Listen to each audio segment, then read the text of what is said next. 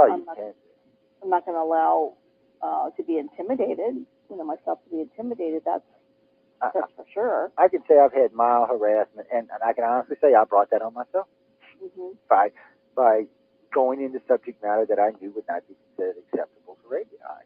This information I don't think that they want to release, physically pick you up, take you, because you're willing to share this information. All you have to do is ask. Right. Which I'll shut up and let you talk for a little while. We're having a great conversation here, even because it's interesting. The people, for all these years I've been doing this, I mean, people have asked me, do you feel like you've been harassed, at all because of your work? And I honestly say no. And I think that's because you're so forthcoming. I really do. I don't think there's any reason. And also, Joe, because I'm not out there applying for Freedom of Information Act requests. That's actually a damn good point. So I think because I'm not trying to get into government,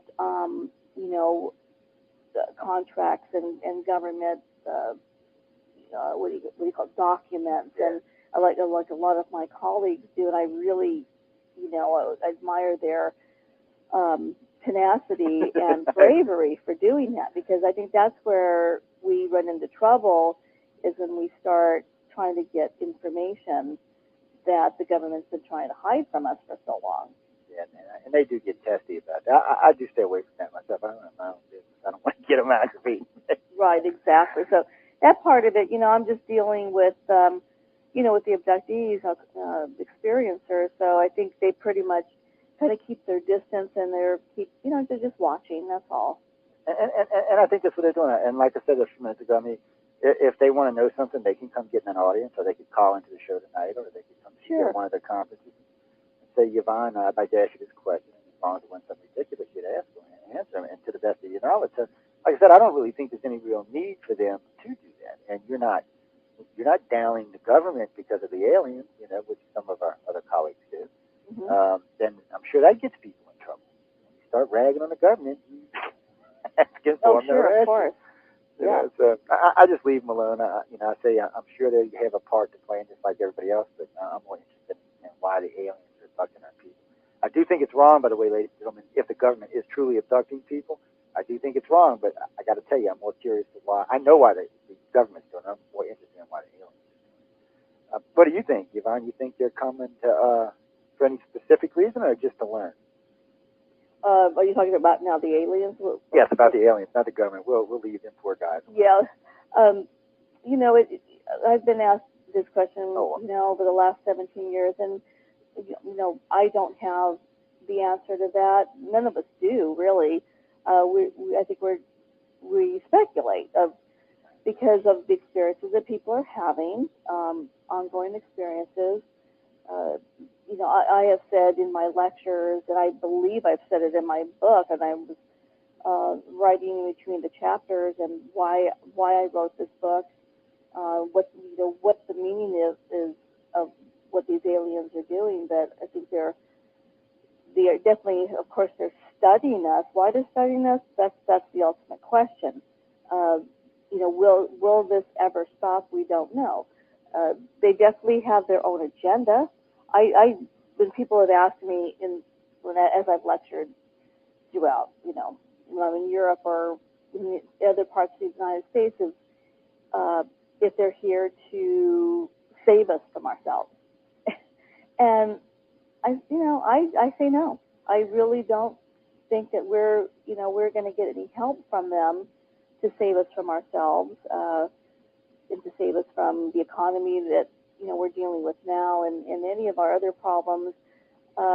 I think in one way they're not allowed to interfere with us. I think they're here to observe us. They have been for a very long time.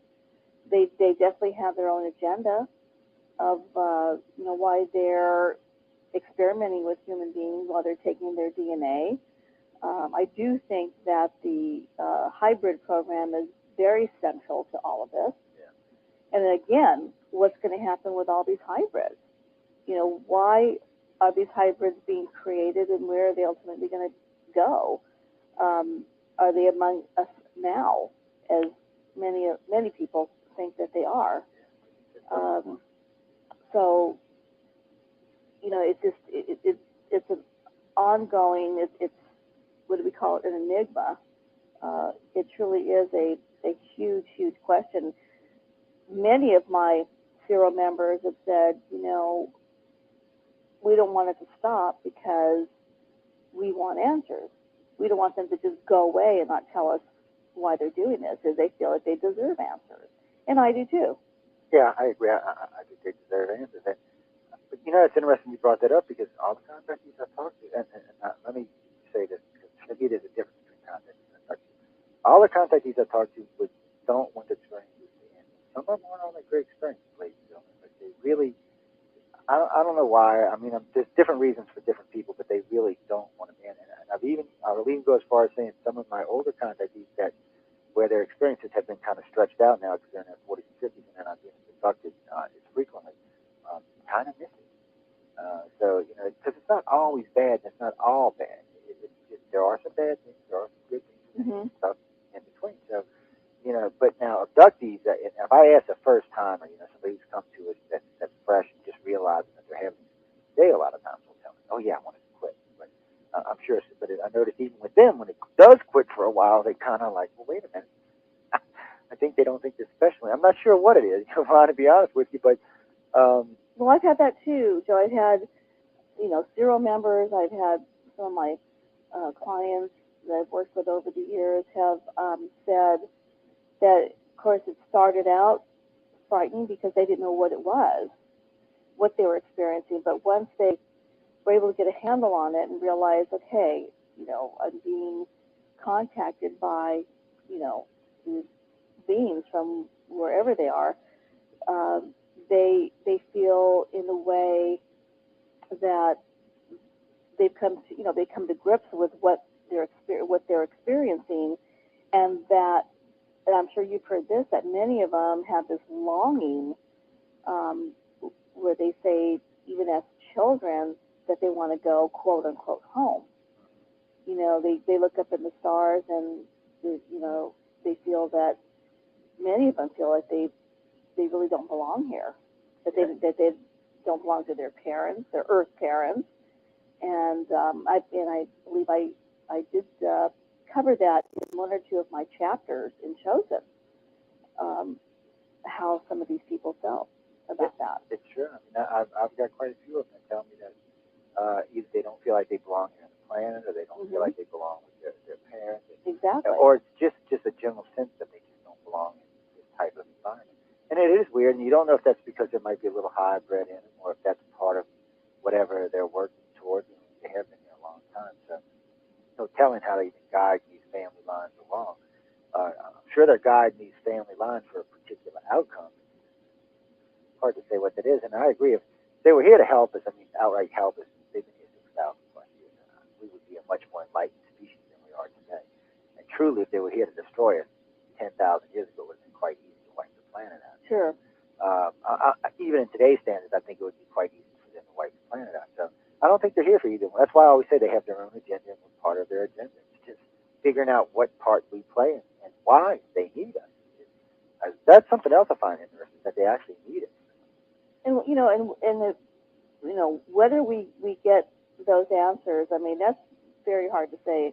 They certainly haven't been forthcoming with people about why they have been abducting them.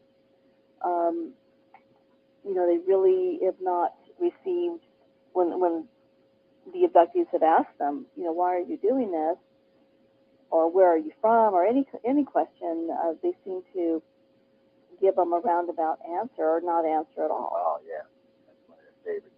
Kind of ignore you. Exactly. So, whether we do get those answers, and it's hard. It's hard to say. I hope we do. I really do in our lifetime. I hope we do. But truly, anybody stands up and says, "I know what the answer is, and this is what they do, and this is what they're just." I've met people this way that have come out and stated, that they know exactly what this is and where they're from and what their agenda is, and like Roger, my good friend and colleague, Dr. Roger Lear says, run the other way.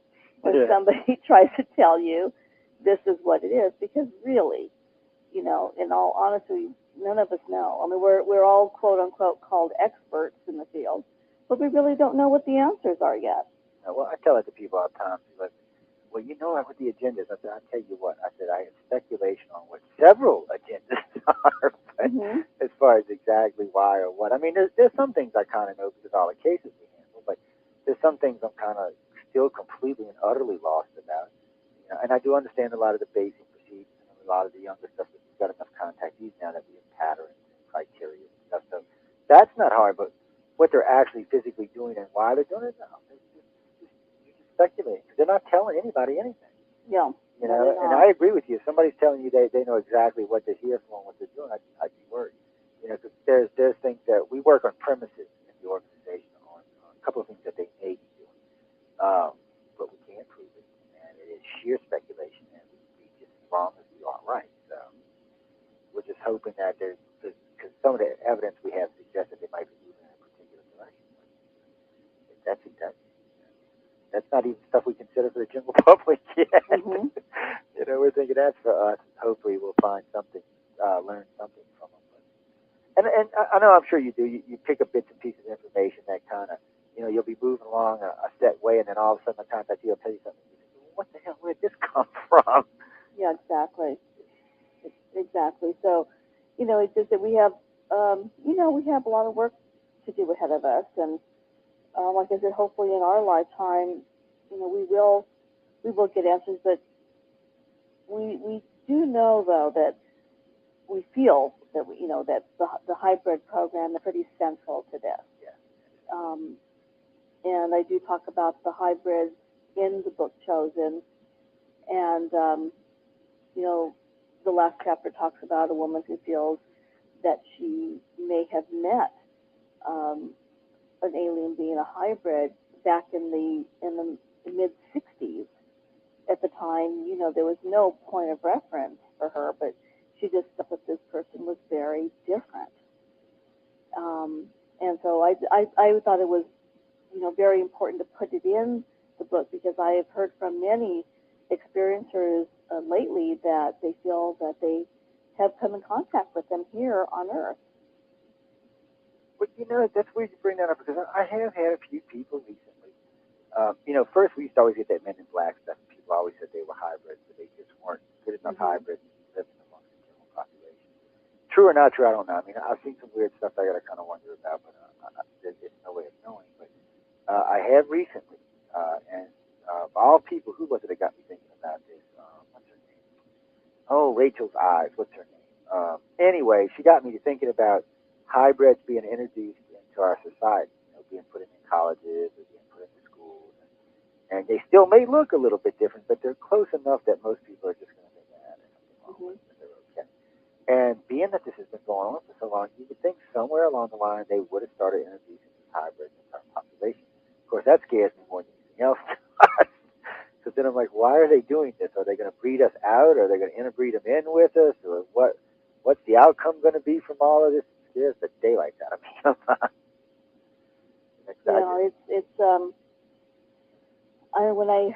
As I was writing Chosen, I was thinking about the hybrids, and because you think, they've been producing these hybrids for so many years.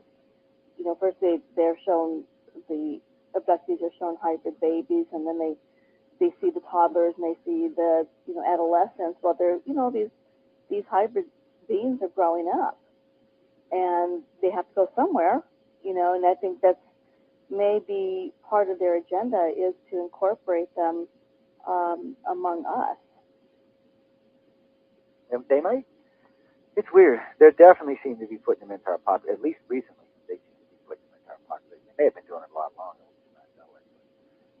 And then that goes to makes you wonder if they have, and they have been doing it over the last 30 or 40 years.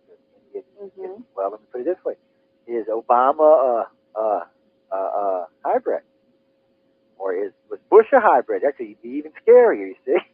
Well, I know some people think that Bush is a reptilian. I've heard that one myself. Right, but of course I don't put any weight on that, but I mean, it's just hilarious, I think. But no, I mean, we just don't know. They could be, like you say, they could be right there sitting next to us, and we don't know. Yeah. I mean, I had this little young boy in my audience when I was lecturing in Roswell last year, and he must have been about maybe 10 years old. But the questions he was asking were just way beyond how a 10-year-old would even pose a question. And he looked, when I looked at him, he had little reddish hair and kind of a little bit of a bushy, bushy kind of sparse hair. And it was very difficult. It's very difficult to describe him, but he looked a little different.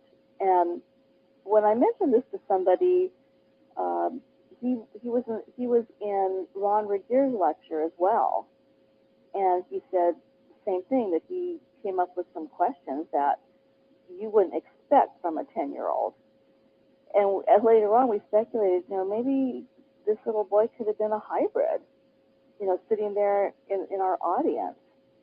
It was very, I hadn't thought about that for a few months, but just our conversation right now made me think about that. And I wish I had the chance to talk to him a little bit more. And he wasn't there the next day, unfortunately, because I was going to try to see if I could engage him in a conversation. But one of the attendees had taken a couple pictures of him, and I gave her my card, asked her to email him to me, but I haven't received anything. But it was just a very strange experience for me to see this young boy and then asking these just very intelligent questions. One of them was about one of the triangular-shaped marks that I showed during my lecture, and I forget exactly what the question was. It was about something about have the scientists taken a serious look at this, or it was something that the way he asked it. I mean, I was just blown away by his age and his intelligence. So that was, as I mentioned before, that was an experience for me. Well, he might have come looking for you. I've heard other researchers. I'm not going to mention their names because most of them have asked me not to say anything. But I've had a couple tell me, and just in the last 2 years, by the way, which I find odd, that they've been approached by what they would probably consider a hybrid. People, as they would put it, beyond their age or beyond their means. It's just they seem to be either much more intelligent than they should be, or just out of sync or out of whack with everything else around them. And it's just been weird. And it's been some fairly famous ufology companies in the last 2 years, and I've just been kind of surprised by it. They may be actually reaching out. Well, I'm hoping I'm going to be lecturing in Roswell again this year, and I'm hoping that I see this young boy again. Because he would be easy for me to spot. I think I would recognize him right away. But you're right. Maybe he was sitting right there in front. You're a grown man this year too. You gotta watch him hybrid. Will you be in Roswell? I'm gonna try to be in this year. If everything goes right, I'll probably be down there. Since where are you going to be speaking at the museum this year? At the museum, and yes, with your listeners out there, I just want to make sure that they try to get to Roswell. I mean, it is an excellent conference. It goes on for about 5 days during the 4th of July week, and you've got to get. If you've never been to the UFO Museum in Roswell, you've got to go and just once in your life and take a look at all the work they've done there, all the research and all the wonderful history that they're putting on display from the 1947 crash. Julie Schuster, the director of the museum, has done a wonderful job there, with her late father, who was the founder of it, with Glenn Dennis. They've done a wonderful job, and they put on a great conference, and I'm looking forward to it, and I hope I see all of your listeners down there. There's usually quite a few go. I mean, I know for the 60th anniversary, 300 or 400 showed up. Last year, from what I was told, about 125, 150 listeners or iCard members showed up. So I always know we're going to get some that come down here no matter what. And then, of course, if we're advertising that, members or directors will be in town, there'll be quite a few more coming in. So I always find it. So I'm actually trying to get to Roswell this year. I'm hoping Steven does X conference this year. I was talking to him about that. Because if he does, I'll actually be speaking at this year, so that'll be kind of nice. So did he mention putting on an X conference? He's trying to. He's trying to. He said he's a little leery. Right now, he's still got a plan for April 16th, 17th, 18th, I think he told me. But he's a little worried about the economy, and it's only 3 months away. So oh my gosh, yes. I mean, if he hasn't done it yet, he's got a lot of planning to do. Well, he always has everything kind of semi-planned, from what I understand. And but I don't know. Then he told me one year he had to do it later in the year, so he might have to do it later in the year. Well, I wish him luck. I know when I went that one year, it was a great conference. Oh, I have a blast up there, but I like DC too. So, and yeah, that was my first time there. Steve did a great job. You gonna be at Laughlin this year? I am gonna try. I will try, Joe, because I love. Laughlin's a lot of there. fun. Yeah. Now I do know there's gonna be. From what I've heard recently, there's going to be 200 or 300, maybe even more than that. I know for sure because a couple of our hosts are going, and they've been telling their audience, like Portal, which has got about 100,000 listeners, so she's going to be bringing quite a few people down with her, and some of the other members will be there as well. And I think, well, great. Yeah, I'm going to try to make it, and because it's great to get together with all of our friends and colleagues That's why I like going to the conference, just so I can come say hi to you and everybody else. Definitely. Go have dinner with people that I don't get to talk to except on the air, things like that. So, but if I do go, I'll have my books on hand. I'll have them on hand, of course, in Roswell. Well, when I get off the air with you tonight, I'm going to order one. So if you see it, I want it signed, but I doubt you'll see it. It'll probably go through the publisher.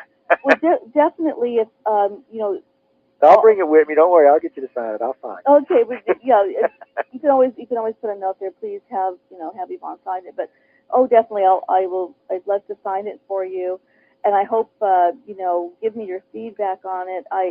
We're looking to go into a second printing of it, and very very soon. I'm a couple months behind my schedule, but I am starting to write my second book.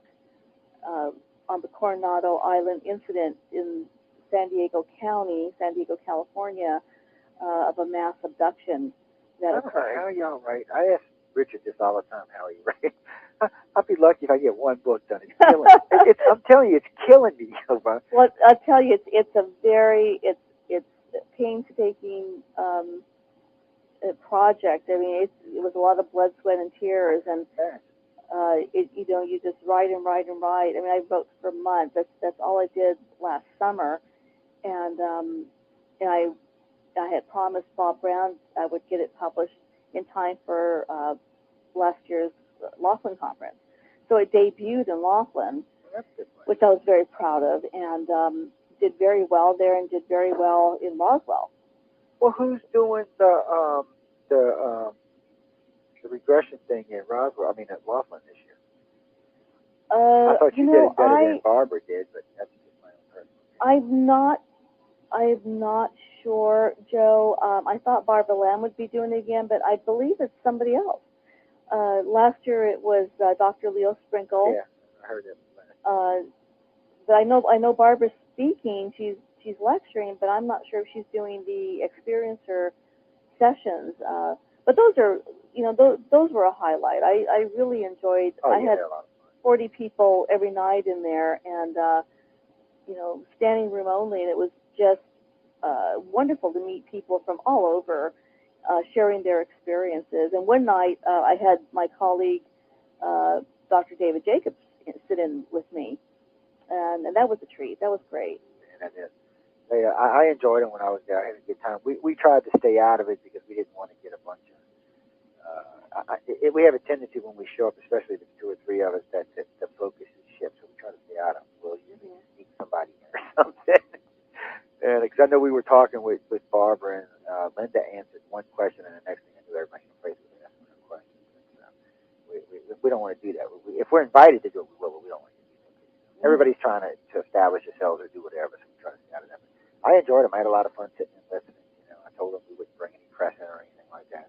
Oh, yeah, that's and that's where and that's how the CERO meetings are, and I think that's why CERO members have felt safe because we've not invited press in at all, unless we did something special. We did mock meetings for a couple of television specials over the years, but we never in our monthly meetings never allowed the press to come in and you know and sit in on any of the meetings.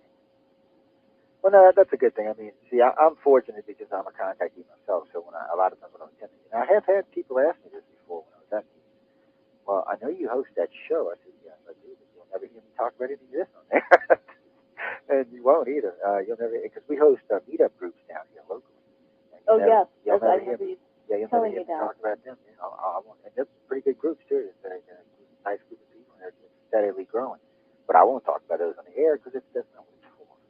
Right. And when I'm lecturing at these conferences, people come up to me and ask for private sessions. So those conferences keep me pretty busy. Yeah, I can imagine. Well, yeah, because it's like if you when you host the whatchamacallit, people are going to be wanting you to do private sessions afterwards. And speaking at any conference, if someone's having or at least thinking they're having an experience, they're going to come see it. But that's a good thing. It keeps you going. I mean, to a point, it's a good thing, I guess. Well, I mean, but it goes to show, Joe, is how many people out there that need the support. They need to find some answers, for sure. So this is an ongoing phenomenon. Now, I ask you this too because you're on the tour a lot. So a lot of my other friends, they've told me because it used to be you were preaching to the choir when you were doing the conferences. There was a lot of repeat, which there still are a lot of repeat. But in the old days, it was 70, 75 people. 75% of the people you see at a conference were repeat. They were coming back each year and going to other conferences.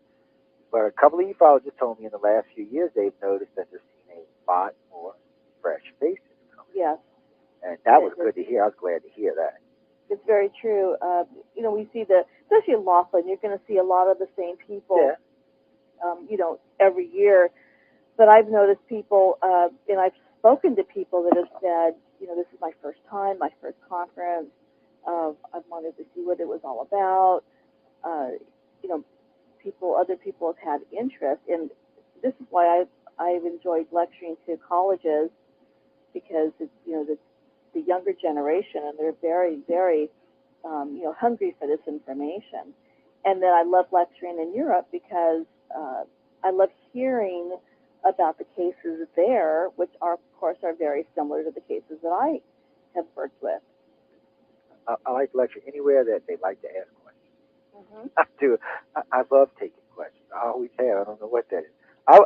And I've told this to other people when I'm going to conferences. I told them I would much rather do a Q&A than a lecture because it's easier for me. I'll do it either way. It's all easy to me. But I just like to answer questions.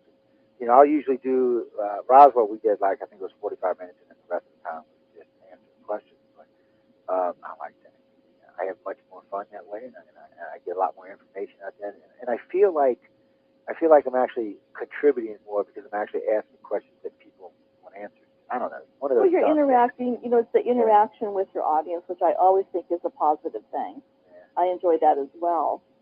Speaking of that, I'll probably get emails tonight because I didn't open up the lines for calls. Sorry, guys, I only had it for an hour tonight, so I'm not sharing. Oh well, but I want to thank the listeners out there for whenever I'm on the show for tuning in, and I'm going to be working on that second book, and I'm getting ambitious. I mean, I might work on my second and third book at the same time. Dang, girl. How that is. I might be a little bit too ambitious, but just but be sure to let your listeners know, and I want to remind them that if they'd like to purchase a copy of Chosen, that they could go to my website www.ysmith.com and order it through there. And if they like it signed, they can put a note in. They could send an email to my publisher, and or to me, and I would be more than happy to personalize it for them. I mean, it's been very exciting to publish my first book. It's just been it's been very well received. I'm very proud of it. I can't wait to read it, and I'm glad to see you putting one out because I know what kind of nightmares they are. And I've had, I had reviews in there from my friends and colleagues. Stan Friedman, Don Schmidt wrote the foreword for me. It just Paula Harris. It's just been wonderful to have the participation of so many of my friends and colleagues and to endorse the book. Paul and I were talking about you just a couple of weeks ago. Oh yeah, we miss each other. We have to get together. She and I are just. Well, she was actually on someone else's show, and we were talking about. Oh well, we have so much fun when we travel and lecture together. I imagine y'all do. Yeah. Because y'all both have great personalities, so it's got to be a blast. We have a great time. Because she's a kick. I get a kick out. She paid me one of the best compliments on somebody else's show a couple of months ago. I was just floored. I just happened to be tuning in when I was on Karen Dolan's show, actually. Oh. And she said they were talking about alien abduction. Paula used to not talk about alien abduction. Usually not, and somebody had asked her about it, and she actually quoted me and said that's who I would go to. And I like to fell out of my damn chair. Because she got mad at me for a whole year for making her talk about alien abductions on my show one time. Well, because she always said, gosh, that's not my expertise, and she goes, I'm a, investigative journalist, and that's true, She is. But she has, had some cases come to her, and I told her, there's a reason for everything. Yeah, there is. So. And they're looking for her for some reason, but there's also things that she's lucky. She was associated with John Mack. She's associated with you, with me, with several other key abduction research, and she's one of the few people that actually are. I've never really thought about this before, but there's only a few of us that are associated with everybody. I happen to be because I do radio, and that's the only reason. If it was just a research thing, I would probably know half of them and not the other half. But because I do research and radio, then I'm lucky I get to talk to everybody. But Paula's like that. There's a few of them out there that actually have either everyone's ear or everyone's eye, and it's interesting. I mean, there's not very many of them. It's kind of cool. So maybe it is one of people that comes to me. Or maybe it's just the next phase in what she's supposed to be doing. I mean, you're writing books, so that's the next phase in what you're doing. Yes, and it's just, when I was writing Chosen, it was just, wanting to get the information out there, wanting to keep bringing this out into the open. That's what we need to keep doing. People that I've, my neighbors, people that I work with that have never, thought about this subject or never have had an experience or don't remember one, but they're very curious. And then when they meet you and they know that you're a normal, credible person, but yet you do this work, I mean, that really piques their interest. So I think, Joe, we're doing some good work. I think there's a lot of good stuff going on. I actually have to say, for being in ufology, this is the time. If you want to be in it, this is the time to be in it. There's some really good researchers out there. There's much more specialized research going on these days. You're not having like you did 30 or 40 years ago when one person was looking into 80 things. Now you have one person looking into one thing with 5 venues, but primarily one thing. And so you get a much better quality research. And like we've done, we've visited some of the old cases and changed things around, put stamps on them, and whether they were actually alien abductions or something else. And that's caused a little controversy. Matter of fact, George Norrie told me that there is no way he would ever think of Betty and Barney Hill any different than the way he did. And then at the end of the show, he was like, damn. But I laid it hard onto it. There was just some things that I was very fortunate. About 10 years ago, or not even that long, about 8 years ago, a friend of mine had a complete copy of the Betty and Barney Hill regression tape. And when I sat down and listened to him, Yvonne, I realized that there was something else more here than what we originally thought about. So when I was on Coast, I used it as a chance to put it out to the general public. And you know how it is. These theories are always hard to get across. You have to deal with this yourself. So wait, what's the second book going to be? Well, you already told me that. So the second book is going to be about the mass abduction on Coronado Island. I remember that. It was about 11 of the serial members that were involved. And the third book is probably going to be Chosen 2, because I have, more cases that I'd Yeah. like to share that I did not have a chance, the time to put into the first chosen. So that's why I think, I might just start writing, because once you start writing, I mean, I get lost in my writing, and I think I might be able to put both of the manuscripts together. Well, that's excellent. That's excellent. I can't wait to read it because, like I told you, I'm working on one myself, so I'll actually read it. Maybe it'll help me get my brain. Sure. I've done 20 hours of audio tapes. I did it on the air, matter of fact, at shows. I went through the different types of aliens, different types of abductions, 20 hours of audio so that I could actually go through. I'm cheating, okay? So I could actually go through and pick and choose what I wanted. Well, sure. Anything that will help you put it together. I mean, I'll tell you, it's not an easy task. It's a lot of blood, sweat, and tears. There's many times I wanted to just say, I can't do this. It's just too hard. But then something just kept pushing me along. And my manager, John Loggins, was instrumental. He just kept encouraging me, and my sons. And so, I had a lot of loving people who said, no, you have to do this. You're supposed to do this. But anything that to me is worthwhile is Yeah. not easy. I Yeah, mean, not you exactly. you go through ups and downs, but once it's out, I mean, I wish you luck, and if you have any questions or anything, if you need any advice or anything that I can try to help you with, certainly send me an email, and I'll try to help you as much as I can. And Richard Dolan, Peter Robbins, sweetheart. Every now and then. Oh, he's great, isn't he? Yeah, because Hi, Peter, if you're listening. Yeah, because Karen does a monthly special with Peter and Richard now on her show, and I talked to them before the show, and so I've been hitting them up for little pieces of advice because Richard working on his too. His is supposed to be out pretty soon as well, and I'm lucky, like on his books and a couple other books, they're going to actually debut on the network, so I'll know about them right off the bat. And actually, we beat Coast to Coast in the last 2 years. We beat Coast to Coast on like 60 exclusives. Oh. But like I told George on the show when I was talking with him with Melinda, I'm a little better friends with some of these people than he is. And that's wonderful. I mean, that helps. And that helps. Everything helps. For you. He is so wonderful about when I come on his show. And George, if you're listening or not, I want you to know that I've been on the show now a couple of times, and he actually lets me plug not just my show but the entire network. And I got to say, we've probably picked up 300,000-400,000 more listeners across the network because of him. So good for you, and good for George. Thank you, George, for everything you do. Oh yeah, and so I got to give him credit for that. And he listens when you're talking to him. Hey, he's a nice guy. I got along good with him. So I enjoy doing his show. And Toast to Coast is a good show. And hopefully we'll see you back on soon. Thank you, Joe. I really always appreciate hearing from you and Linda and asking me to come on the show. Oh, well, I enjoy having you. You're easy. I could actually, if I wanted to, just ask you 2 questions and go get some coffee and dinner.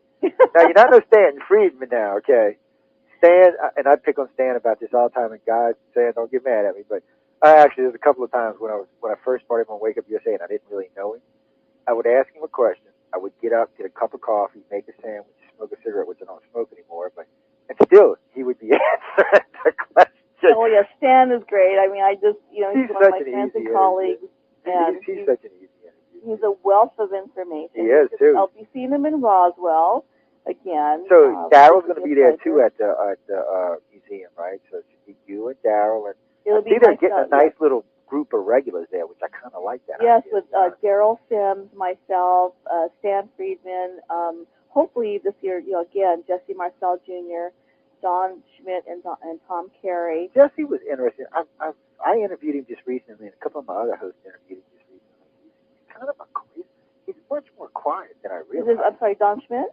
No, Jesse Marcel Jr. Oh, yeah. Yeah, he's just way quieter. And I thought he would have been. I thought he was going to be much more outgoing. I guess is what I was expecting. But he was. That's Jesse. I mean, he's just a very. He's a really nice guy. He's a very nice person. He doesn't really consider himself a researcher or a lecturer, but he's happy to go and share his story. And it's been overwhelming for him and his family with everything. Just all the experiences as he's had since all the Roswell story broke. And then he decided everybody was writing about him and his story. That's why he wanted to write about his own story, and finally came out with his book, which is wonderful. Yes, it is. And So yeah, he was just really nice and quiet. And I was just surprised. Well, most ufologists are not what I would consider quiet people. Well, let's just say they got egos. And I'm not picking on anybody. And everybody knows that you can't be in this field and not have an ego, or you would never make it squat. right. I got to be honest about it. And you have to let things roll off your back. Yeah, you can't. Things get rough. And, yeah, you can't get mad. But you say, whatever. He was just right. really quiet. But see, when I met Yvonne's a sweet. Y'all don't go harassing her at the comments. You got a serious question she'll answer, but just don't go harassing. Well, because some conferences I notice people are very polite, very manly, come up and ask or talk to you, or even ask for an autograph, whatever. And in some places they seem to be kind of rude, pushy, and gripey, and complaining. I'm like, well, what the hell? Look, people. Yeah, that's all. That's people, different personalities, and you just have to kind of. Roll with it. The more conferences you do, you're going to get the hecklers, and that hasn't happened too many times, but I've had them. And of course, when I've done a lot of television, there were the debunkers. Oh yeah. Now that's got to be involved. And that's it could get rough, and now I think I've been in the field long enough where I feel like I could handle it a little bit better than when I was a novice. Yeah, well, when I seen you in Montaldo, you looked quite relaxed, quite laid back. Didn't seem to be. Oh yeah, it was. I mean, it was great because I had just come back from Ireland, so it was just I was. Oh, I'm jealous. Ireland and Montaldo. I'm not talking. Oh, it was just beautiful. The conference was great. Betty Myler, the organizer, she just does a fabulous job. She treats all of her speakers like royalty. But I had just come in from Ireland, so I had all this information and just research from other people like Malcolm Robinson from Scotland, and how we just share information. And so and then I was asked to be on the Montaldo show. And so I was there. I had that shot in my arm, after just coming back, and it was great. And Montaldo is also, it made me relax. I mean, he was a very nice person, very easy to talk to. And he looks like he has a genuine interest in it. He does, definitely. Yeah, that's got to make the interview easier. Definitely, where the host is not fighting you. He's actually interested in the subject, and he's not trying to debunk you. And I just seen someone on David Letterman, was it Jeff Peckman, I think. He looked nervous. Oh, he did.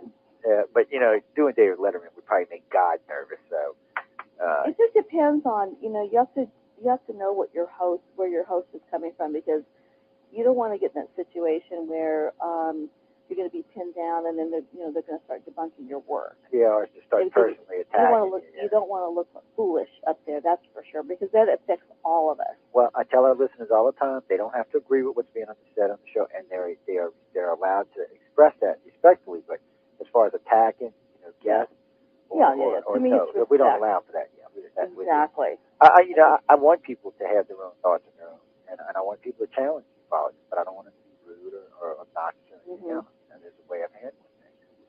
I tell people all the time, if you can't have a conversation about cursing, you should work on that seriously. Yeah, exactly. But I got to tell you, thanks. You've been fantastic as usual. One more time, go tell them where they can find the book. One more time. Thank you, Joe. Well, listeners, if you'd like to get a copy of Chosen, you can go onto my website, www.ysmith.com.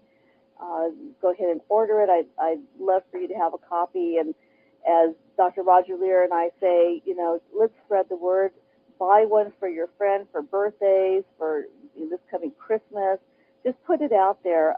And I'll keep in touch with you, Joe, because I'm, with writing my second and third book, and we'll get together, and I'd love to do your show again. You know what I'm going to do, too, in a couple of months, maybe about 2 months, I'm going to give Melinda a call. And I'm going to give Linda a call, and I'm going to get you and Melinda on the show together. Because I would like to talk about this abduction and Gilead thing with somebody from each side. I just would have. Sure.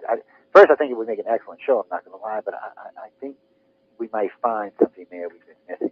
But then again, who knows? It's fun. We get to do it on the air, and it's live, and you never know. Yeah, it'd be great. And Melinda and I've had this discussion at the end of the CERO meeting. We're just talking back and forth, and she and I have a respect for each other, so it would be. I think it would Oh, be I a give very her hell all interesting the show. time, girl. She's lucky I like her. I give her hell all the time. Yeah. Oh, we've had so much fun together on shows that it's kind of scary. Well, but I hope to see you. I'm trying to see you in Laughlin, but I hope to see you in Roswell. Roswell, I'm hoping to get to because I really there's some other stuff I want to do down there. It's a good time of year to be down there. 4th of July. It's still the 4th of July weekend, right? Oh yeah. Yeah. Okay. Usually the 4th of runs weekend. Yeah. July 5th through the 8th. And that's I always want to say. So and then Roswell will be putting on their conference. The city of Roswell will be putting on their conference. Oh yes. Well, what do they call it? The festival, right? I don't want to get in trouble with Peter, so yeah, I'm not. It's the conference and festival, but I'm not sure now exactly what. What? Yeah, I'm with you on that. But thanks again for being on, guys, and I will try to see you down in Roswell. Ladies and gentlemen, go down, see Yvonne in Roswell. It'll be worth your time down there. And Roswell's not really expensive to go to. It's one of the less pricey conferences. Oh yes, and it's worth your while to get to the International UFO Museum in Roswell. Everybody should see the museum at least once. You have really to visit. Now, I'm going to tell y'all a little secret, okay? Inside the museum, they have the biggest database of stuff I've ever seen. Oh, yeah. People get confused when they go in there because, they see the part where they have all the displays and all that. But when you go in the back, when you walk in the front door and you go to the right, they've got all their videotapes and books. They've got an extensive library.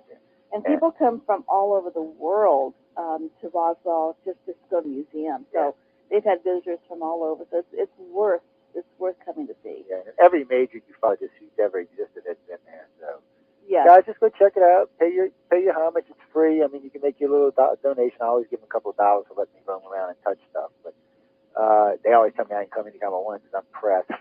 But everybody's always super nice at the Roswell Museum, guys. Absolutely. They really I can't say anything else. Everybody was nice, and I even asked them pretty tough questions, and they were being really nice.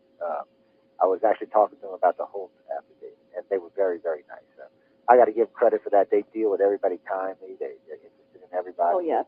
Just visit. It doesn't hurt. Like I said, it's one of the cheaper conferences to attend. Hotels are not very expensive down there. You can get it as cheap as $20 or as high as $200. Just depends on what you want. It's a nice place to go visit. They got decent food down there, and the people are nice. What else can you ask for? Very nice. It's not cold, guys. Think about that. It'll be very. Take your shorts and t-shirts. It's going to be very hot in July. Oh yes, it will be. But you know what? I didn't find it to be that bad down there. But anyway, enough of that. Again, Yvonne, thanks for being on night. Thank you very much, Joe. And hopefully I'll talk with you soon. Ladies and gentlemen, we're going to go take a break, and I'll be back in a few minutes. Until then, everyone, please stay tuned to UFO Undercover. I'm your host, Joe Montaldo. I'm speaking with Yvonne Smith, extraordinary researcher, and I'll be back in about 8 minutes. So, we're clear.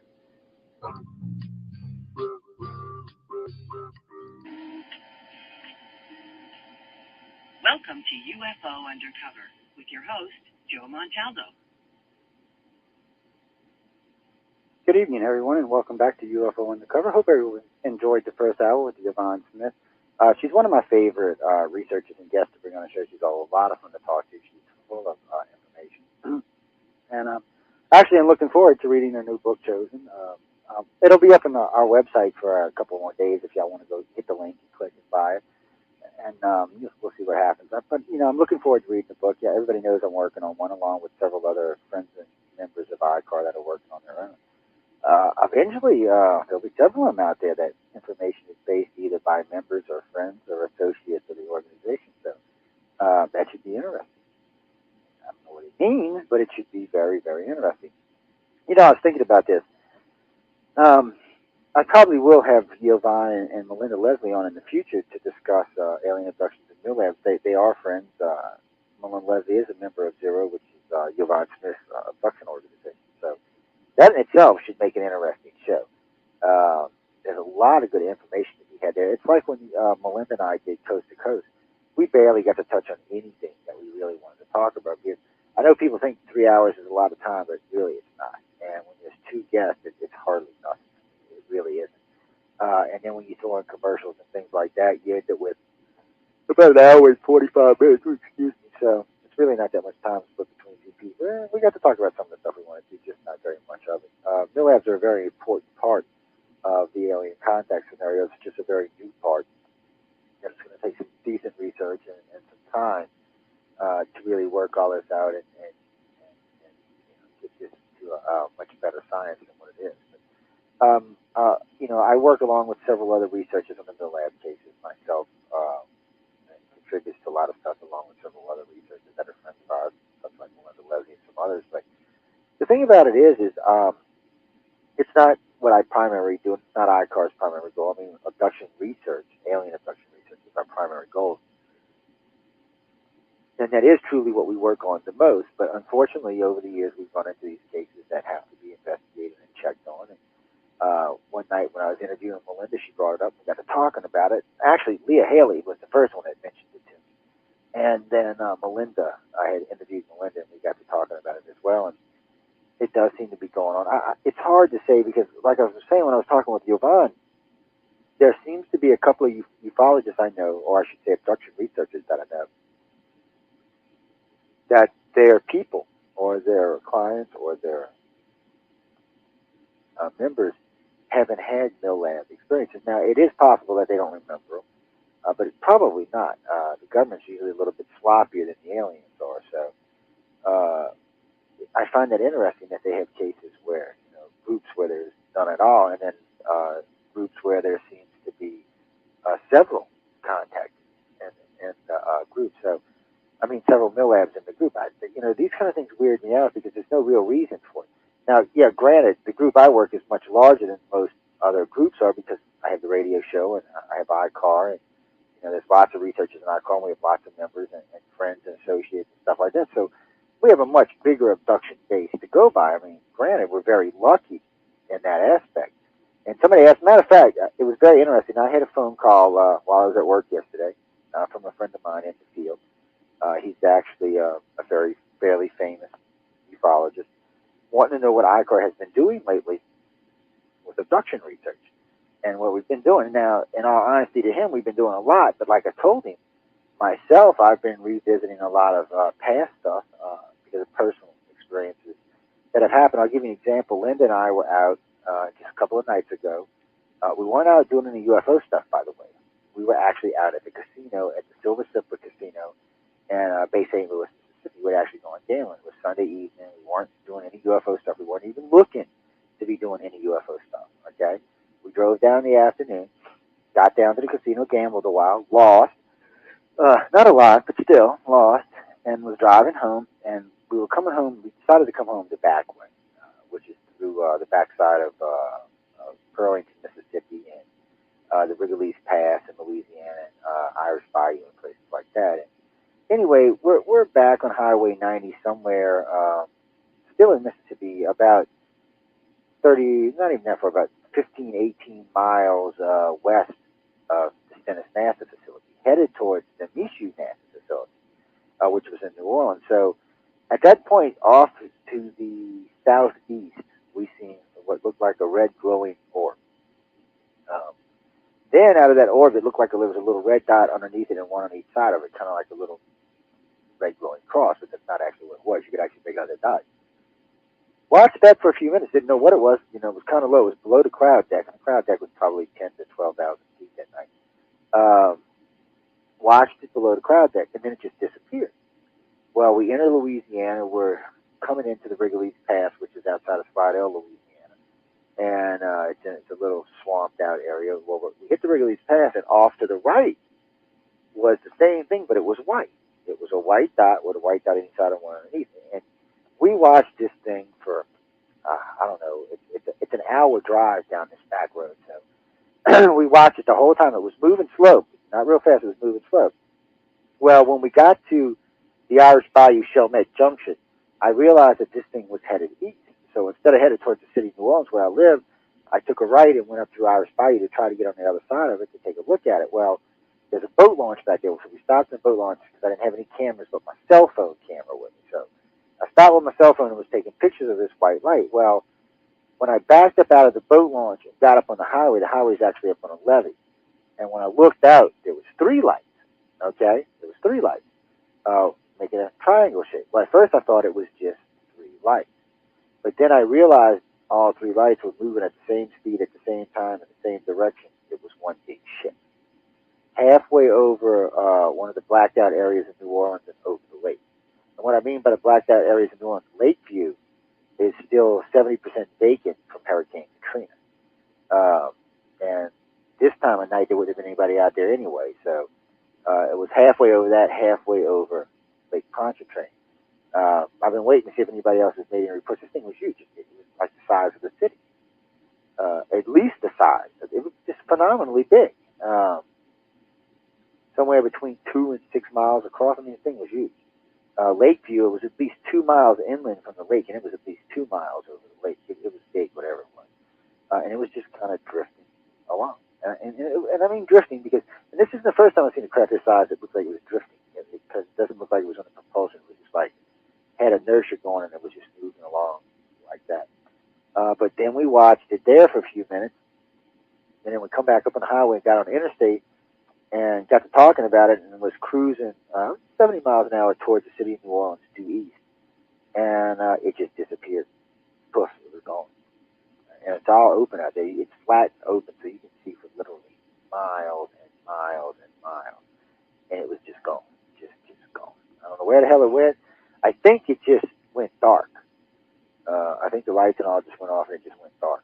Because you could almost make out a silhouette of something black against the black.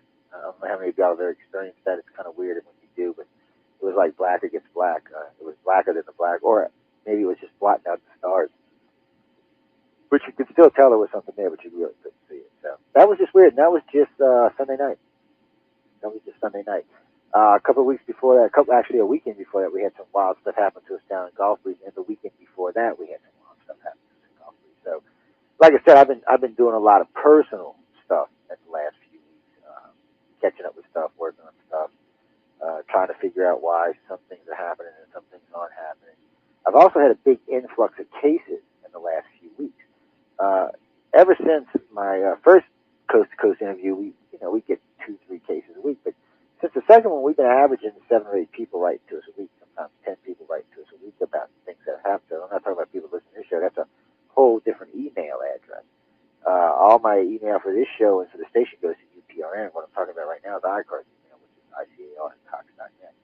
And we just get steady cases done.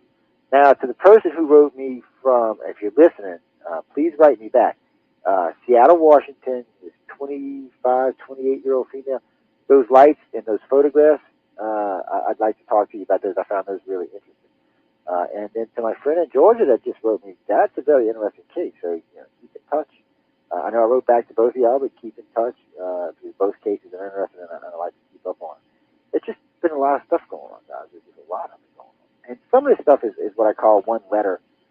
Someone will write to me, or call me, or contact me, and it's a one-time thing where we only talk to them at one time, for whatever reason. Some of these are ongoing cases, and probably will be ongoing cases for as long as this organization and myself are involved in it. I really think. I think even if I retired, as long as the organization was there, I think you would still see a steady caseload coming in. And it is a nice thing because it does give us advantage over everybody else. Bud Hopkins and David Jacobs probably. We've probably got more cases in just in the last 6 months than they've worked on in their entire career. And if you start taking how long we've been around and multiplying that, we've done way, way, way more cases. And it's not just them. There's just a lot of abduction researchers, and they're all doing good work. They just don't have the caseload that we do. And when I was talking with Darryl Sims about this in Houston, he agreed that it's easier when you have more cases because you have more pieces of the puzzle. So I've been very pervy in the fact that we got lots of cases and lots of people in the organization that are abductees. And then I'm very lucky because I get to talk to all these other abduction researchers, so it gives me a very unique understanding of alien abduction. Whether or not it's the right one is yet to be seen, okay? Because we are speculating, or hypothesizing, I should say, since I'm taking my research, fellow researchers in the organization, and fellow researchers from outside the organization, and using all their information to come up with coherent, workable theories. And they're pretty good theories, but they're all theories. They're nothing more than that. It's just what they are. They're nothing more. There's no evidence other than eyewitness testimony and secondhand information. So I shouldn't say secondhand. It's still firsthand because it's an individual, but it's not tangible and physical. So that makes things a little harder, but still. When John, the contactee from California, is telling you what Jane, the contactee from Sydney, is saying, that Chris, the contactee from Moscow, is saying, that Stephanie, the contactee from Mexico City, is saying, you got to wonder what the hell is going on. We don't publish this stuff. I was talking with a friend of mine, Bill Burt, the other day. He's an ICAR member. He's a state director. I had let him know, and any of the other ones listening tonight, there will be quite a. I've decided, since we're doing this book, and I have to get with our national director and a few other members of ICAR before this is a final decision. But I am thinking of making 75% of abduction criteria available in this book, and just picking a specific amount for specific things to keep out, key things to keep out, and that's just for us, the researchers, and not any other thing. But we'll see how that goes. I am hoping. I got 3 more shows I'm going to do for this abduction series, and then I have to tell you all this. The abduction series, once we start working on the book, the abduction series will no longer be available on the podcast, okay? And never will be available after that. So if you want to hear it, or if you want it, you better go get it now, because it will go bye-bye. And it may be made available as a set later on. Once we go into full-time work on the book, the podcast will no longer be available. So I just thought I'd tell y'all that. There's about 8 of them over there that y'all might want to go download and keep yourselves, or not. Doesn't really matter. I mean, it'll be in the book as well. But the audio clips won't be available anymore. And there are some stuff in there that y'all might want to keep. Whew. Excuse me, guys. They've been going. They've been tired all day today. They've been working too hard. Now, while we're on the abduction subject, though, especially, let me ask y'all this. Let's say that you're average Joe or Jane American, or average Joe or Jane Australian, for that matter.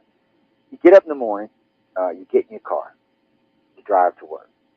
You get to work, you feel weird, you feel like something's out of place, you wondered why you didn't stop and get your coffee and biscuit that morning, or whatever. But just all day you feel off.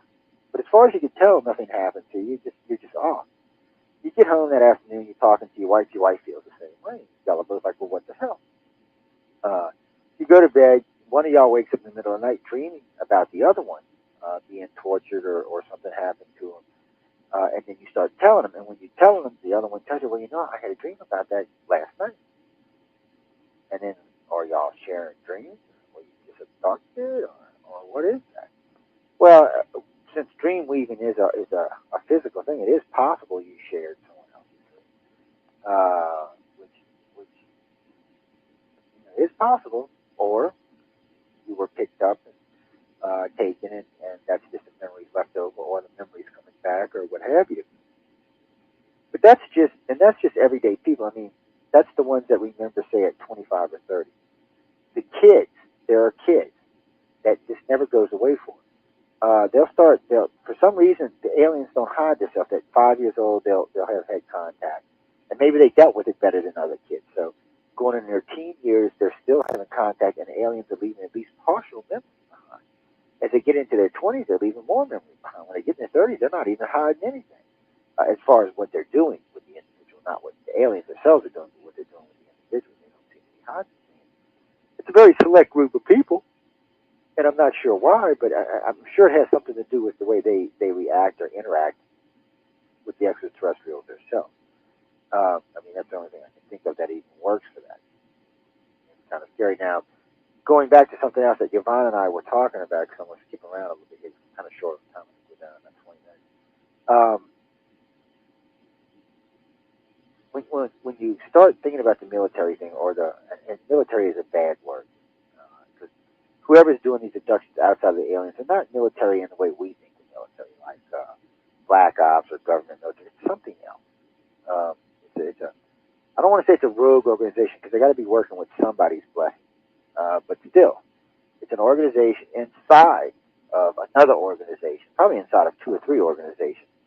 I'm sure it's well hidden and well deep down in there that are picking these people up and backwards engineering them, or trying to figure out what had happened to them when they were abducted by aliens, and so on and so forth. Now, the reason I'm bringing this up is I get a lot of email that people want to be mad about this. All right, granted, you can be mad about the government picking you up, but remember this: if the aliens weren't abducting you, the government wouldn't be abducting you either.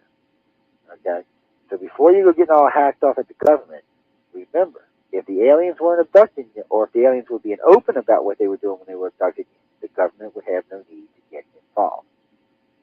At this point, since the government does not know what's happening, the government has a need to get involved, and there is a need for secrecy. I meant to ask Yvonne if she thought we were going to have disclosure this year. But as far as I can see, there's still a need for secrecy.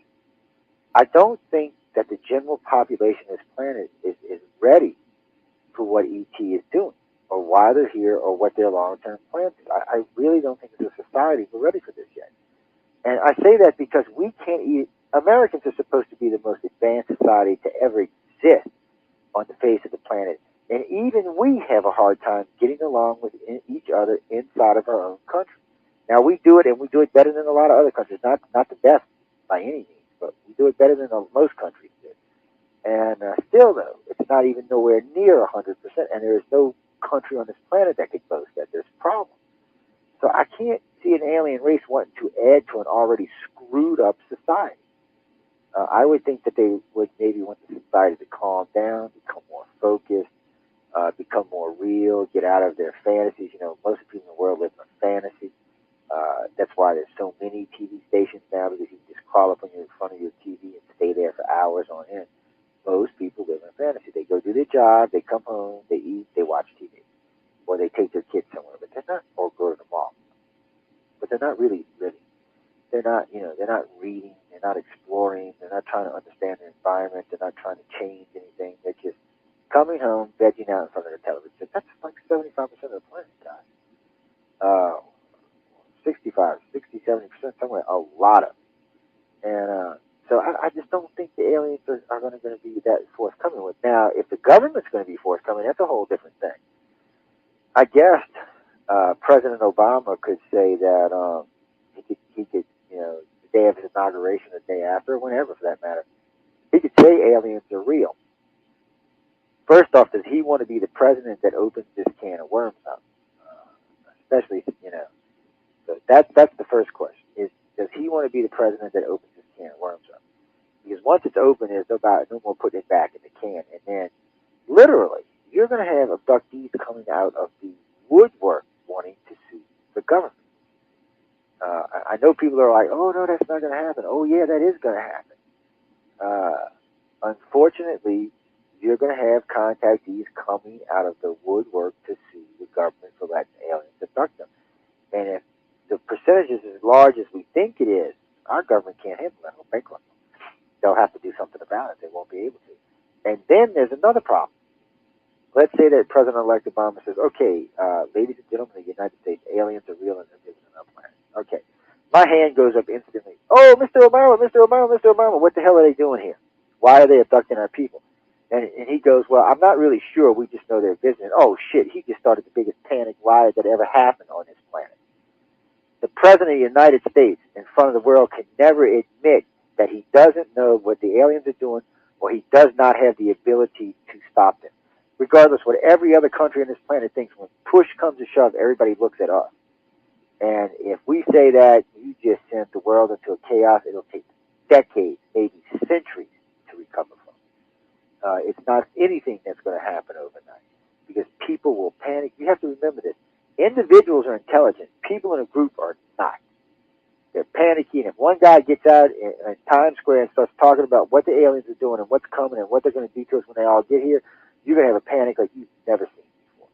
Never seen before. It'll be like the same thing as if they said, oh, the asteroids come to kill us tomorrow. It'll be the same damn thing. That's what kind of chaos you'll see run across our planet.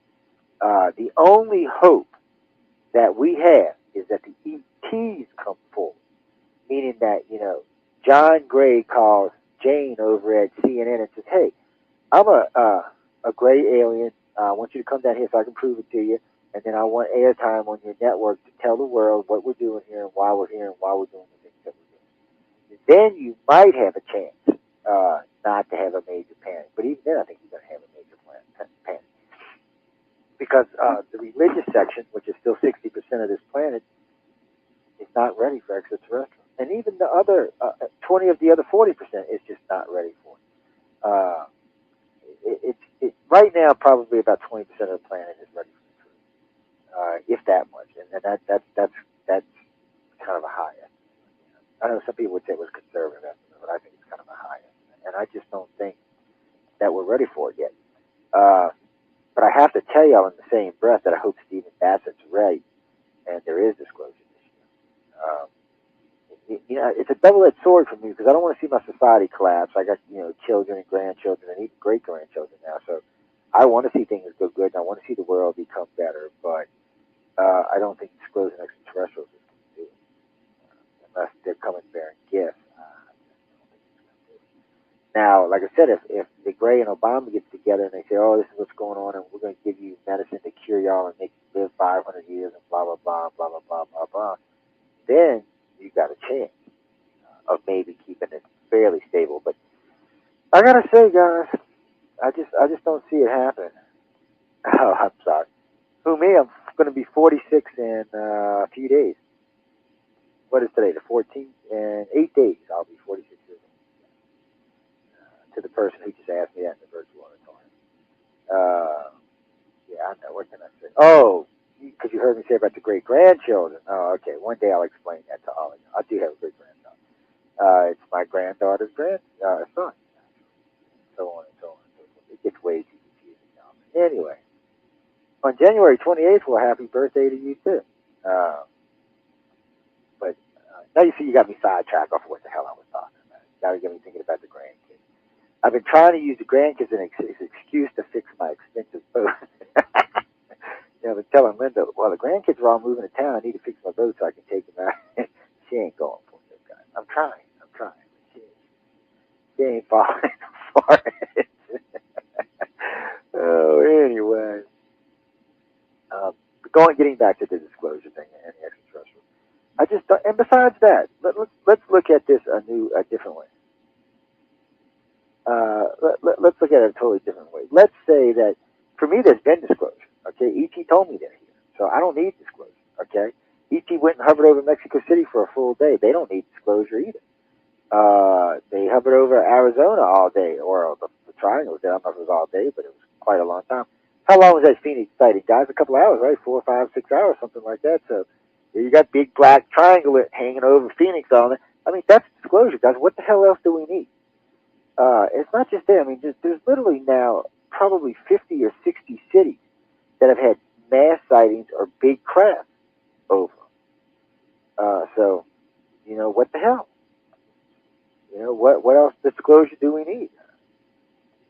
We need ET to land on the White House front lawn and go, nanu, nanu. That's what we need. That's about the only thing that's going to work for most people. Americans or I don't want to say they're more skeptical. Arrogant might be a better word because I mean arrogance in the fact that they think only their way is the right way. So in that fact, they're just more arrogant. Some of the other countries, this isn't going to be as hard of a thing. I really think, like the French, a couple of European countries, some of the Scandinavian countries, I think they're going to take this quite well, and I think it's going to do quite well there. And in the same breath, I think some of the South American and African countries, and even some of the Oriental countries, are going to take this very poorly, and it's going to be a big epic disaster, along with some of the Middle Eastern countries. Out of the 100, I think it's 195 countries now. Out of 195 countries, I would say probably 25, maybe 35 are ready for the truth. The other 160 are not, and it's going to cause a global panic on our planet, and we just don't need that. We've got enough headaches with what's going on in the world right now than anything else. I was listening to a congresswoman today on the radio talking about because of these buyouts and payouts that our grandchildren are going to be paying back $3 trillion in loans because of interest. And everybody forgets it's $1.5 trillion that we're going to end up spending, but then we got the interest on that, so it's almost $3 trillion. We're not going to pay that back. They're talking about my grandson might be paying 60 and 70% taxes over stuff we're doing. No, man, that's not going to work for me. So, we have that kind of stuff going on now. We've got wars going on. We've got starvation going on, and all over the effing planet. So I just don't think dropping the aliens, and I don't think it's going to solve all our problems.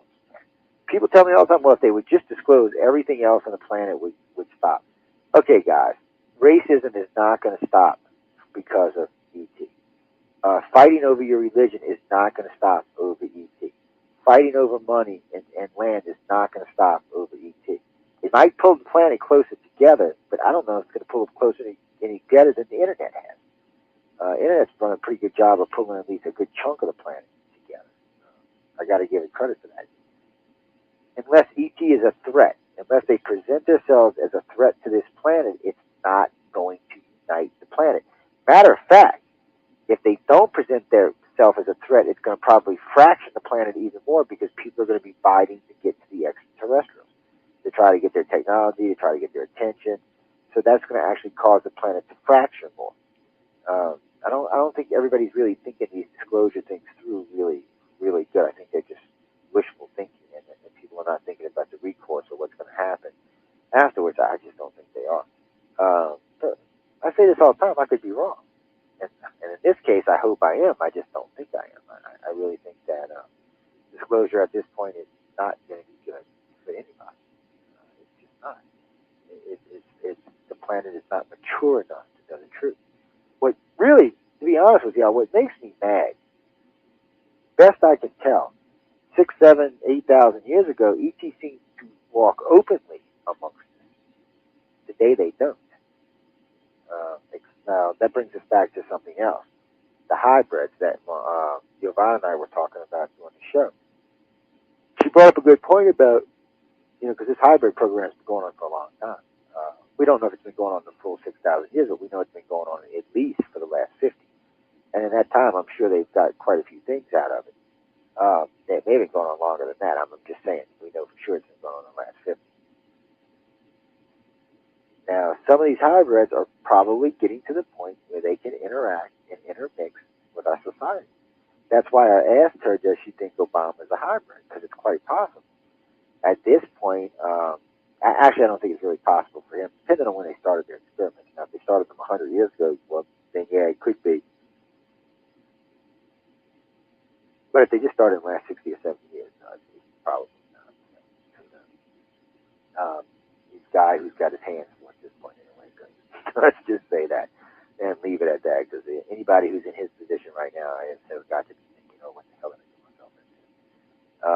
So that's why I think another reason that aliens, personally, and not to take anything away from President Obama, to be honest with you, I just think he has his plate too full to introduce disclosure. Now, if something happens, or if he can't pull off some of the things that he's been saying he's going to do, well, maybe then he'll disclose and take some of the pressure off him. But I just don't think it's going to happen. It just seems to be more of a hindrance than it does a good thing. But who knows? Who knows what it is and what it isn't. Also, too, speaking of that, to the individual who sent me all those pictures the other day, not the orb pictures, I should say. And I sent you those ones back. The ones I sent you back are from Isla Capri and at the hotel in Mississippi. It's from like the 7th floor. It was pouring down, raining that night. That's what all those orbs are, is reflections from the flash in the rain. Now, there are some anomalies in that picture. If you look, there's 2 red spots and this weird squiggly line thing. I don't know what any of those are. But the rest of those ones that look like the orbs that everybody say are spirits or whatever, no, those are raindrops. The ones with the hexy polygrams inside of them, those are raindrops. Those are more than raindrops. And I got literally 100 or more pictures of them. I got several on New Year's Eve. About 10 years ago, the first time I ever seen an orb picture, New Year's Eve, it was misty outside, so I broke out the camera and started taking pictures. One year it was snowing, I was taking pictures. But anyway, make a long story short, like 99% of those are water droplets and the light reflecting in the water droplets. That's all they are. I'm not saying that's what all orbs are. I'm just saying what I'm talking about right now. Those are just water droplets. Who knows? It's an interesting thing. There's spheres. Sorry about that. Spheres. We see these golden and orange and red, and blue. They're spheres. They're anywhere from 10 inches in diameter up to the size of a Volkswagen or bigger in diameter. We think they're probes now. The key word here is we think they're probes. We don't know. They don't look big enough to house an alien, even though there are one or two that might be big enough to house a single alien. They do act like probes. But those on orbs, those are spheres, they're different. They're like solid, metallic, or anyway, there's something solid, tangible object. Orbs are something entirely different. And most of the orbs, like I said, are just water vapor. I don't ever rule out everything 100%. It's just, what are you, are you a ghost under another name? Because you're the only person who asked me that question about ghosts. Sorry, somebody IM'd me about, do I think ghosts are real? That's a loaded question, by the way, because they already know the answer. No, I'm not answered on this show. Okay, ask me later on. That's like trying to. Anyway, I do think the alien abductions are real, though. I think the alien contactees are real. I don't think everybody who says they're an alien abduction is real by any means, but I do think they're real beyond any reasonable doubt. What was funny for me is actually as a researcher, I learned about alien contact and understood it as being a real phenomenon before I actually realized that I was a contactee or an abductee, whatever you want to call it. We're talking 15, 18 years ago. I had no idea. I was just like every other dumb idiot out there who was being probed. I remember having weird dreams as a kid, having weird abilities, having other weird things happen to me as a teenager, having really strange things happen to me. Here's one for y'all. Y'all tell me what y'all think about this. I know some of y'all are aware that I was just in the hospital just recently. I'm 45 years old, right? Smoked, drank, you name it. I was bad when I was young. One morning I woke up, felt a little lightheaded. Nothing was hurt, and there was no real pain or anything. Just felt a little lightheaded. Linda got on my butt about going back. I said, whatever, feel bad tomorrow, maybe I'll go. That was Sunday night. Then Monday I didn't go. Tuesday I got up. Monday night I had a weird dream. Tuesday I got up, kind of had the chills, a little lightheaded. Said, you know what, maybe I should go to the doctor. Went to the doctor. He said, you're exhibiting signs of a classic heart attack. I'm like, well, get out of here, doc. And get this, the SOB made me drive to the hospital. Yeah, tell you how much he was worried about me. So anyway, I drive to the hospital. I get to the hospital. They run all these tests on me. Keep me overnight. Run 5 million tests. Get me upstairs. Doctor, the cardiac specialist comes in. He says, Joe, I don't think there's anything wrong with you. I think it was just really bad indigestion. I said, really? Can I go home? He's like, no, we're going to keep you and do some more tests anymore just to be in the safe zone. And they run a whole battery of tests that day. Nothing wrong. Couldn't find it. Ultrasound, all kind of tests. Couldn't find that. So finally the doctor said, I want you to do a stress test. I want you to go run for 6 or 7 minutes. I said, Doc, you trying to kill me? I said, I'm 45 years old. I said, look, you can make me run for 7 minutes. So I'm jogging. About 4 minutes into it, the doctor lady says, I want you to sit down now. And she said, here, I want you to take one of these nitro pills. I said, no, I feel fine. She said, well, if it starts, I want you to take one of these. So I'm sitting there. She goes and gets the doctor. The doctor comes back and says, I think you got a clogged artery. I'm like, what the hell do you think I got a clogged artery? Okay. Next morning, they bring me in to run the camera up there to check to see what's going on. I've got in my right artery, it was 99% clogged. Okay, 99% clogged. I shouldn't even been alive. The doctor himself said he don't even know how I didn't have a massive heart attack and how I was possibly still alive. He just did not understand how I didn't have a major heart. And get this, the Friday before I went to the hospital, I was toting 5-gallon buckets up 30-foot ladders all day long doing roof work. All right? Now, this is a guy with an artery that's 99% clogged. Like you said, I should have had a damn heart attack and died on the ladder, but I didn't even feel bad. Okay? Not even a little bit. Until that morning, so I went in. Well, they put a stent in. He said he checked everything else in my heart. For the person that just asked, he said there was no damage to my heart. My heart was in good shape, and he didn't see any other clots in there of any consequence or anything like that. So he put a stent in, and I've got to stay on Plavix for a year, and high blood pressure because they want to regulate my pressure. And but the point is something or someone or somebody was watching, or making sure something was going on, because I should have been dead in the other way. And the reason I bring this up is this isn't exclusive to me. When you talk to contactees, weird things like this are the norm. Some of them have had cancer go into remission. Some of them have had other stuff happen. But until they're either through with you or you serve your purpose, I don't think they're going to let you go. Until such a time that they no longer need you, or you served your purpose, or whatever it is that they were waiting on is finished. It's really weird. It's really strange, but it does seem to happen to a whole realm of this And no, I don't know what it means. I just know that it's very strange.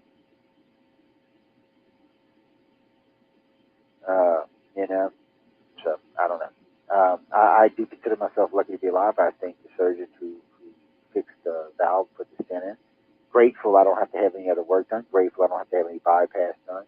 Quit smoking cigarettes and changing my diet, and even trying to get myself healthy so I don't have to deal with this as I get into my 50s. Because they told me if I would just, do a couple of things, I could get off all the medications and not have to do anything. So I'm good with that. That works for me. But going back to what I was talking about, it just seems to be that contactees have, let me put it differently, contactees have very strange luck, and we'll leave that at that, okay? Just very, very strange luck. Doesn't mean that I couldn't have a massive coronary tomorrow and kick over and die, or for that matter, get run over by a car and die, or any other thing for that matter. It just, at this time, they seem to have something else for me to do. And I find this a lot with contactees. And then I find something else interesting. A lot of the women contactees I know, especially ones that are in 60s and 70s, are very, very healthy. Exceptionally so for their age. I don't know. Could be good living, could be good probing. I'm not sure. But something's going on there. So just something to think about. I know there's a lot. Well, you started a good probing comment. Okay, I see. Anyway, good living, good probing, something like that. Hey, good probing makes the heart pump good. What can I say? No, do not email me about that. That was a joke to my wife. Y'all just behave yourself. I'll be getting emails for weeks. Anyway, we're getting ready to wrap this up. I hope everybody enjoyed Yvonne and a couple of things I wanted to mention this evening. I know a friend of mine wrote me and asked me how come we're not doing politics for this UFO show, and I do like to talk about politics, just not on this particular show. And right now, I don't have anybody to hate on. I'm kind of behaving myself with the politics thing. So actually, I'm going to contact November Hanson about a month and get her to let me do an update on the Obama Nation. Y'all should be sure to tune in for that one. So if you have virgin ears, you won't want to attend this show. But anyway, guys, I really hope y'all enjoyed this show tonight. I'm getting ready to get out of here. I want to thank everyone for tuning in to UFO Undercover. If you have any ideas for the book or any information you'd like to share, or any sightings or experiences you'd like to share, you can reach me at ICER@cox.net. You can find other ways to contact me on the iCar website. If you have something for the radio station or one of the other shows, you can reach me at uprn@cox.net. It's all very even. If you're somebody new listening and you would like to know more about the show, you can go to www.paranormalradionetwork.com or to UFOundercover.com. If you're an abductee or contactee, someone who's got a sighting or just generally interested in ufology, you can go to www.icar1.com. That's the International Community for Alien Research. It's a 10-year-old abduction organization. I think it makes 10. Yeah, 1999, 2009. Yeah, 10 years. I know, huh? Dang, guys. It's been around for a while. Actually, it's technically about 8 years old.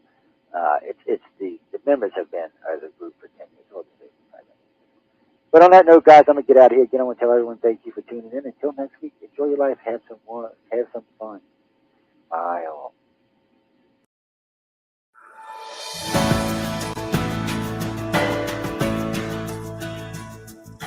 Hello, and welcome to the Writers and Illustrators of the Future podcast. This is John Goodwin, your host. This podcast is dedicated to the aspiring writer and artist and will provide inspiration and tips from top professionals in the field. If you've been listening to this podcast or are new to it, I thank you very much. I would also appreciate it if you took a moment to follow on whatever platform you use to listen to your podcast. Writers and Illustrators of the Future is one of the longest running writing competitions in the world, now celebrating 4 decades of providing a helping hand as initially conceived by L. Ron Hubbard. I also want to let you know that the Writers of the Future volumes are available in bookstores throughout the U.S., Canada, the UK, South Africa, and Australia, as well as through all major online retailers. Today's guest is Mark Leslie, a co-founder of the Superstars Writing Seminars, and we are here in Colorado Springs for the 2024 Superstars Conference. Mark has been a guest on this podcast a few times in the past. Mark, by his own admission, is a writer, author coach, speaker, podcaster, publisher, and all-around book nerd. He has been a good friend for probably 2 decades